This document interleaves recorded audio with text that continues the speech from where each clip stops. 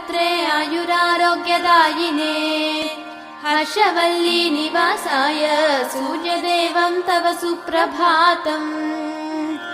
उत्तिष्ठोत्तिष्ठ चायेश उत्तिष्ठ उषयोज्ज्वल उत्तिष्ठ पद्मिनी कान्त